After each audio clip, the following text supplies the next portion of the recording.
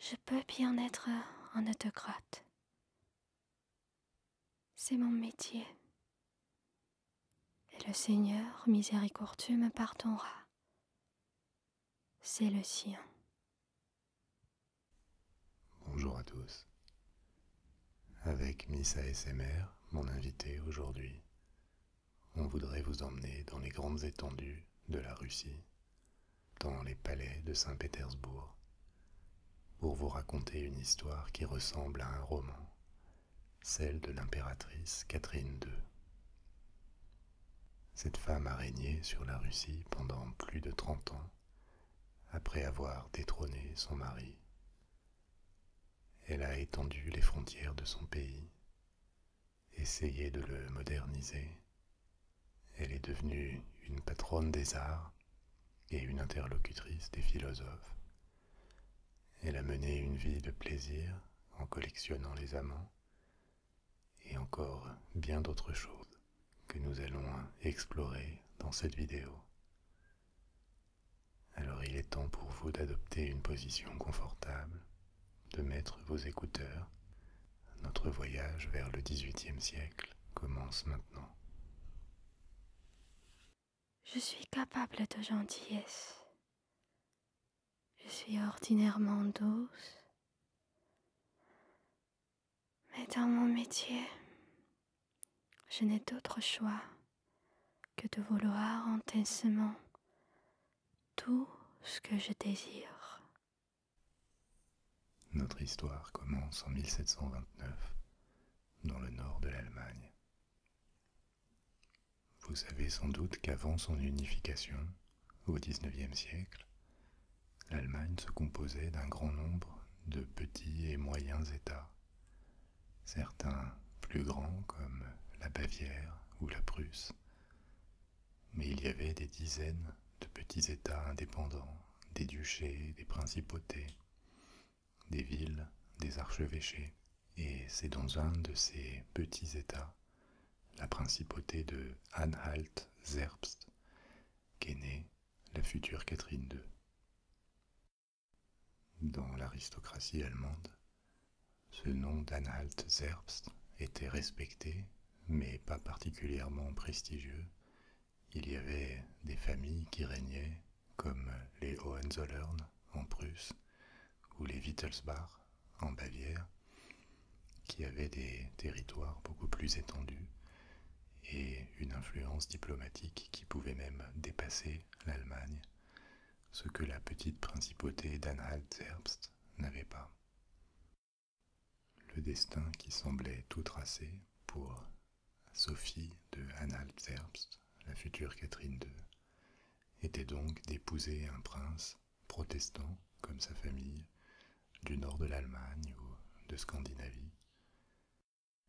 Et dans ses jeunes années, elle a donc reçu une éducation pour l'y préparer en langues étrangères, notamment le français, qui est la langue qu'elle utilisera le plus au cours de sa vie, mais aussi en philosophie, en histoire. Il semble que très tôt elle se soit montrée curieuse, vive, intelligente, mais son destin va prendre une direction bien différente, grâce ou à cause de l'ambition de sa mère qui essaye, dès qu'elle est adolescente, de la placer comme une possible future épouse pour le tsar de Russie. Pourquoi la Russie? Pourquoi une princesse d'un tout petit état d'Allemagne épouserait l'héritier du plus grand pays du monde par la surface? Pour le comprendre, il faut aller regarder un peu ce qui se passe en Russie dans les années 1740-1750. À cette époque, la Russie est gouvernée par une impératrice, une tsarine, qui s'appelle Élisabeth et qui cherche activement une épouse pour son héritier, qui est son neveu, le futur tsar Pierre III de Russie. La Russie de la première moitié du XVIIIe siècle est un pays qui est déjà immense. Les Russes ont colonisé toute la Sibérie jusqu'à l'océan Pacifique. Et depuis environ 50 ans, depuis le règne d'un tsar très important dans l'histoire russe, qui est Pierre Ier, commençait à s'ouvrir vers l'Europe de l'Ouest, en important sous le règne de Pierre Ier des technologies, des pratiques, les modes de l'Europe de l'Ouest. C'est lui aussi qui a fondé une nouvelle capitale, Saint-Pétersbourg, sur la mer Baltique, pour rompre avec l'ancienne capitale, Moscou, qui était trop enclavée dans les terres et qui symbolisait la Russie ancienne, celle qui n'était pas ouverte vers la modernité. Donc la Russie a commencé à changer depuis un demi-siècle. Elle s'est invitée dans la diplomatie européenne, notamment, mais les changements sont encore assez superficiels. L'essentiel de la population, la paysannerie qui vit dans les campagnes, n'a pas véritablement vu de changement. Une pratique qui a disparu depuis le Moyen-Âge en Europe de l'Ouest, qui est le servage, reste encore une réalité en Russie. Une grande partie des paysans sont des serfs, c'est-à-dire qu'ils appartiennent, corps et biens, à leur seigneur. Ils n'ont pas de droit individuel de disposer de leur personne. Ils doivent travailler pour leur seigneur. La propriété privée leur est presque impossible. Et ils vivent dans un état qui est à peine meilleur que l'esclavage. Le pouvoir des tsars n'est pas non plus parfaitement solide. Il faut qu'ils composent avec les nobles, les aristocrates, qui peuvent parfois être très puissants parce qu'ils gèrent directement les provinces de Russie. Et les plus influents d'entre eux possèdent des centaines de milliers de serfs.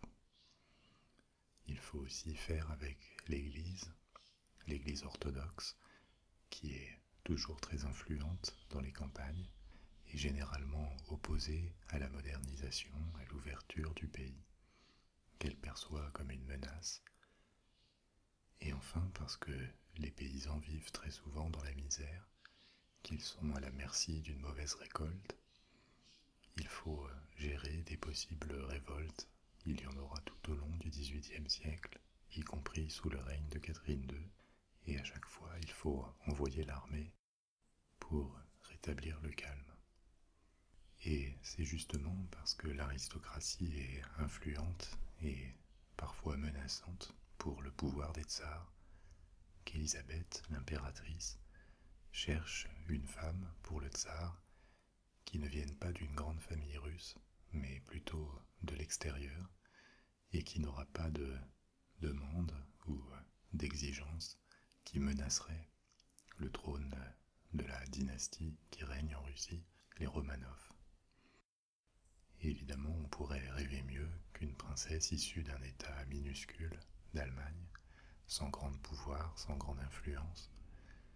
Mais il faut dire aussi que les grands royaumes d'Europe de l'Ouest et du Nord ne sont pas spécialement intéressés par un mariage royal avec la dynastie russe, parce que la Russie est très loin, parce qu'ils n'y voient pas d'avantage diplomatique, parce qu'aussi il y a un problème religieux. La Russie est le seul grand État orthodoxe. L'Allemagne et le nord de l'Europe sont protestants. Le sud et le centre sont plutôt catholiques. Et pour toutes ces raisons, les ambitions de la mère de la future Catherine, qui s'appelle toujours Sophie von Anhalt-Zerbst, ne sont pas irréalistes. De fait, elles vont fonctionner. Quand Catherine aura 15 ans, quand elle devient prête à être mariée, sa mère envoie des portraits à la cour de Russie, à Saint-Pétersbourg, et ses efforts sont récompensés puisqu'en 1744, elle est appelée à voyager avec sa fille jusqu'à la cour pour rencontrer l'impératrice et, si elle passe ce test, à devenir la promise du futur tsar.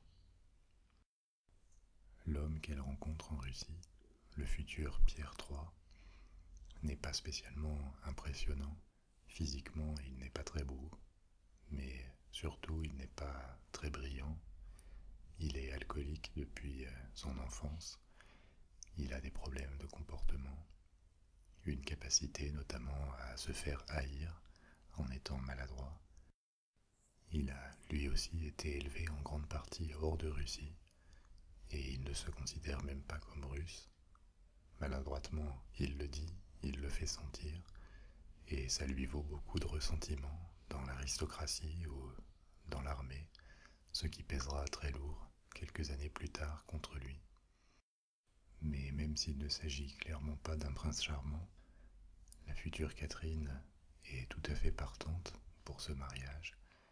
Elle se montre clairement ambitieuse. Elle accepte de se convertir religieusement à l'orthodoxie, de devenir russe. Elle apprend avec volontarisme la langue et elle se prépare à devenir la future tsarine de Russie. Venue d'un tout petit État, inexpérimentée, puisqu'elle arrive en Russie à 15 ans, personne ne peut s'imaginer qu'un jour, elle renversera son propre mari pour prendre sa place. Vous, philosophes, êtes des hommes chanceux. Vous écrivez sur du papier, et le papier est patient. Pauvre impératrice que je suis, je dois écrire sur la peau fragile d'être vivant. Catherine est donc désormais appelée à devenir la prochaine impératrice, même si c'est son mari qui occupera le trône. Mais avant que le couple puisse prendre possession du trône, il faut que l'impératrice régnante, Élisabeth, disparaisse. Et cette attente va durer une grosse quinzaine d'années. 15 ans pendant lesquels, très vite, les deux époux vont vivre séparément l'un de l'autre. Leur relation se dégrade extrêmement rapidement et ils n'auront absolument rien en commun. Autant Catherine est fine, intelligente, ambitieuse, autant son mari n'a pas l'air de véritablement savoir ce qu'il veut. Il la traite très mal, prend des maîtresses et elle ne va pas être en reste puisqu'elle aussi va prendre des amants. Et c'est probablement avec l'un d'entre eux qu'elle aura son premier enfant, un fils, Paul, qui régnera d'ailleurs après la mort de Catherine, mais qu'elle tiendra toujours à l'écart et que dans les dernières années, elle essaiera même de déshériter parce qu'elle n'a aucun respect ni aucune affection pour lui. Alors que Catherine et Pierre ont passé la trentaine, l'impératrice Élisabeth décède finalement et ils héritent du trône. Pierre devient le nouveau tsar de Russie sous le nom de Pierre III. Mais ce règne va être un des plus courts de l'histoire de Russie, à peine 6 mois, qui sera le temps nécessaire pour qu'il soit renversé. Pourquoi renversé? Comme je vous l'avais dit auparavant, Pierre avait accumulé beaucoup de ressentiments contre lui dans différents groupes influents de la politique russe, certains aristocrates, une grande partie de l'armée, l'Église également. Et ces différents partis vont chercher un moyen de s'en débarrasser, puisqu'une fois devenu tsar, il ajoute à sa maladresse une grande incompétence, et il va même jusqu'à prendre des décisions contre les intérêts de son pays. Pierre III était un grand admirateur du roi de Prusse, Frédéric II, et au moment où il accède au pouvoir, la Russie et la Prusse sont en guerre dans le cadre de la guerre de 7 ans. Or, après beaucoup de péripéties et de batailles, la Russie a fini par avoir le dessus. Elle est sur le point d'occuper Berlin. Mais, et c'est un véritable miracle pour les Prussiens, comme Pierre III admire profondément Frédéric II, qu'il voudrait réorganiser la Russie sur le modèle de la Prusse et qu'il veut épargner une défaite à son idole, il décide de retirer unilatéralement ses armées et de signer une paix blanche entre les deux pays, sans tirer avantage de ses victoires militaires. C'en est trop notamment pour de nombreux nobles qui appartiennent à l'armée russe, et tout un groupe va se constituer autour de sa femme, autour de Catherine, pour faire un coup d'État et mettre fin au pouvoir de Pierre III. Catherine n'est pas l'organisatrice de ce groupe, mais elle va en faire partie et clairement ne rien faire pour l'arrêter. Un autre membre d'ailleurs très important de ce groupe de révolutionnaires qui prépare un coup d'État est son propre amant, le comte Orlov, Grégory Orlov, qui sera l'un des deux hommes avec Potemkin, dont on parlera un peu plus tard, qui vont le plus marquer son existence. Donc alors qu'il est loin de Saint-Pétersbourg, Pierre III est arrêté par une fraction de l'armée.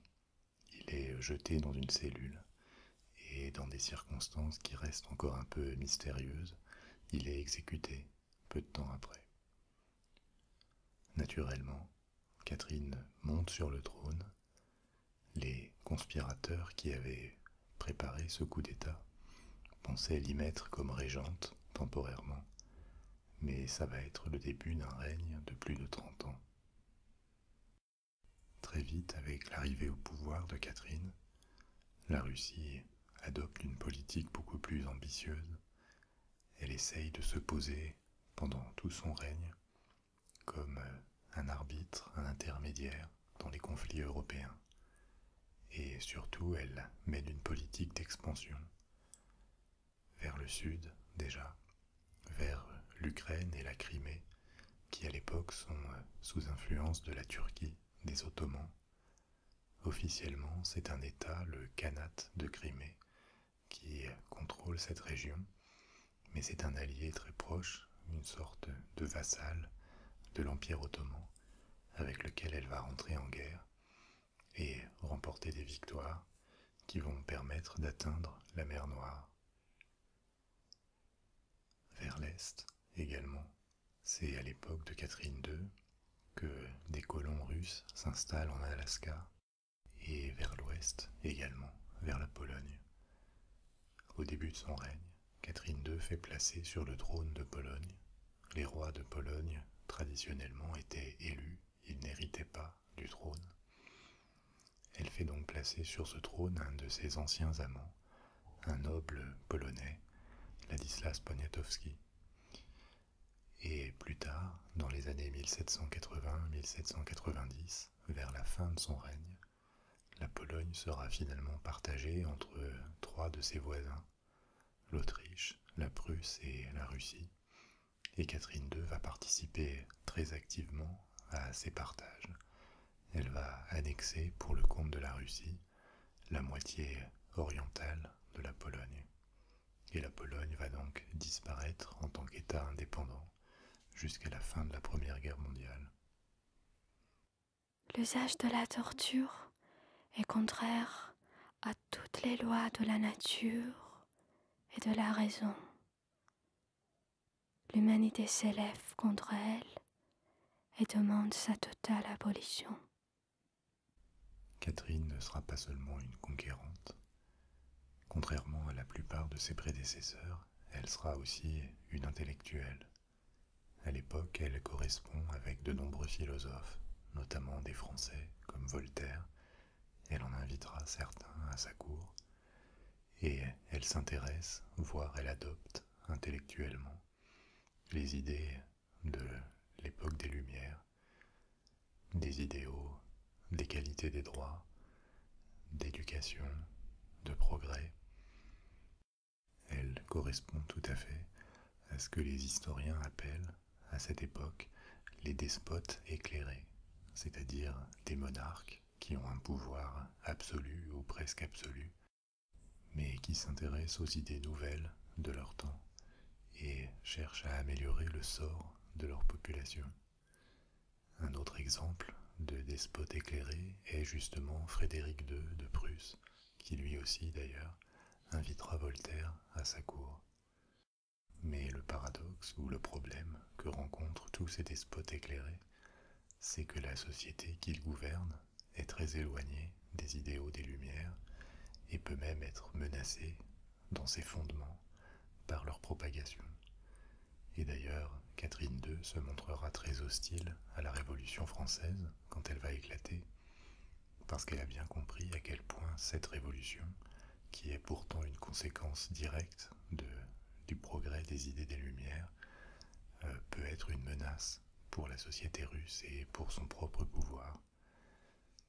Donc, à l'image d'autres despotes éclairés, elle va essayer de faire progresser l'éducation, d'améliorer la justice, de faciliter l'implémentation de nouvelles techniques pour faire progresser l'économie. Mais elle n'ira pas jusqu'à réformer la société, et en fait, à la fin de son règne, il y aura encore plus de serfs en Russie qu'il n'y en avait au début.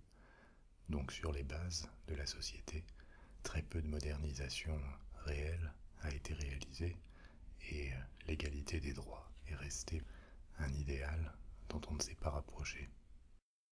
Ce problème de la modernisation de la société, de la politique en Russie, pour répondre aux demandes de la population, à des idéaux démocratiques qui vont apparaître au XIXe siècle, ou simplement aux besoins d'égalité des droits, ce sont des choses qui resteront problématiques et qui finiront d'ailleurs par faire chuter les tsars avec la révolution russe, puisque jamais ils n'arriveront à suffisamment réformer leur pays pour rendre la société acceptable.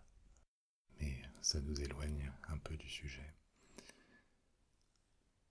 Sur le plan justement intellectuel et artistique, Catherine va aussi être une mécène pour les architectes, pour les artistes.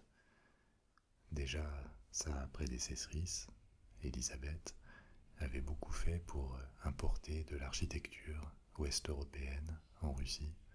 Par exemple, le palais d'hiver à Saint-Pétersbourg, qui est d'un style baroque, a été construit sous le règne d'Élisabeth. À l'époque de Catherine, la mode architecturale, c'est ce qu'on appelle le style néoclassique, et elle va couvrir Saint-Pétersbourg, mais aussi Moscou, avec des bâtiments, des palais qui reflètent ce style. Et notamment la partie du palais d'été, celui-ci, qui est à l'extérieur de Saint-Pétersbourg, dans un lieu qui s'appelait autrefois Tsarskoye Selo, le village du tsar, et qui aujourd'hui s'appelle Pouchkine, où dans ce palais d'été, elle va faire aménager en style néoclassique de grands appartements. On peut encore aujourd'hui d'ailleurs les visiter. Elle amasse également des collections d'art, et c'est ces collections qui vont fournir la base d'un des plus grands musées au monde, qui est le musée de l'Ermitage à Saint-Pétersbourg. Plus tard, ce musée va être enrichi par les apports de ses successeurs avant de devenir un musée et de continuer l'expansion de ses collections. Mais donc on peut voir à l'Ermitage encore aujourd'hui de nombreuses œuvres qui ont été collectionnées par Catherine II. Les uns font l'amour plus intensément à 20 ans, mais ils le font mieux, toutefois, à 30. Catherine II n'était pas du tout un pur esprit, et au contraire, elle adorait les plaisirs, et notamment on en voit la trace dans sa collection d'amants assez impressionnante. En fait, elle va simplement faire ce que énormément de rois ont fait en Europe pendant des siècles. Si on regarde Louis XIV, Louis XV, eux aussi ont collectionné les maîtresses, mais il est moins commun et c'est pour ça que ça surprend ou que ça amuse de voir une femme occuper le pouvoir absolu et collectionner les amants. D'autant plus qu'elle va rester toujours extrêmement indépendante et elle ne va pas partager du tout le pouvoir avec eux. Elle acceptera juste comme conseiller le général Potemkin qui va suivre Grégory Orlov dont on a parlé auparavant comme son amant et son confident et jusqu'à la fin de ses jours un ami. Mais au-delà de ces deux figures qui sont sans doute les amants qui ont duré le plus, il y en a a eu énormément qui ont parfois duré simplement quelques semaines, quelques mois, et elle les faisait même tester, expérimenter avant de les consommer par des suivantes ou d'autres nobles qui étaient dans la confidence. On ne peut pas lui reprocher d'avoir été ingrate, puisqu'une fois qu'elle les congédiait, en guise de cadeau de départ, il recevait toujours des titres, des terres, des serfs, et sauf dans les dernières années de sa vie, quand elle avait dépassé la soixantaine, elle vivra toujours comme ça, avec un ou deux amants à portée de main, prêts à consommer. Il semble pas que ça lui ait posé de grands problèmes de conscience. Il faut dire que Catherine II n'a jamais été très religieuse, très pieuse.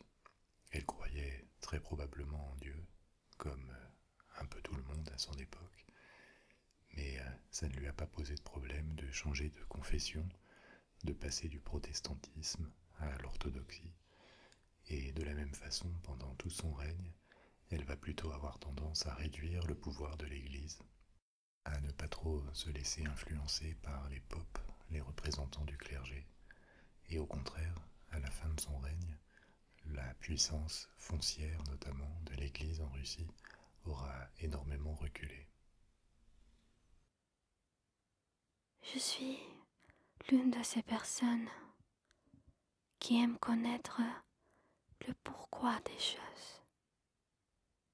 Catherine II meurt en 1796, après plus de 30 ans de pouvoir, sans partage, et à bien des égards, elle laisse la Russie dans un meilleur état qu'elle ne l'a trouvé, plus grande, plus puissante, plus développée économiquement, même si, pendant son règne, elle n'a pas vraiment réussi à changer les structures sociales et politiques de la Russie.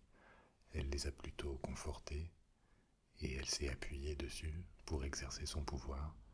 C'est pour ça que pour la noblesse russe, on se souvient de cette époque comme une sorte d'âge d'or. Le nombre de serfs a augmenté, le pouvoir de l'aristocratie, sa richesse ont progressé, et ce sont des problèmes avec lesquels ses successeurs vont devoir se débrouiller au XIXe siècle. Mais elle laisse son pays dans un état qui lui permettra de prendre part aux guerres napoléoniennes et d'en sortir victorieux. On garde d'elle l'image d'une femme profondément brillante, ambitieuse et en même temps humaine, qui font que ce nom de Grande Catherine qu'on lui donne généralement n'est pas usurpé.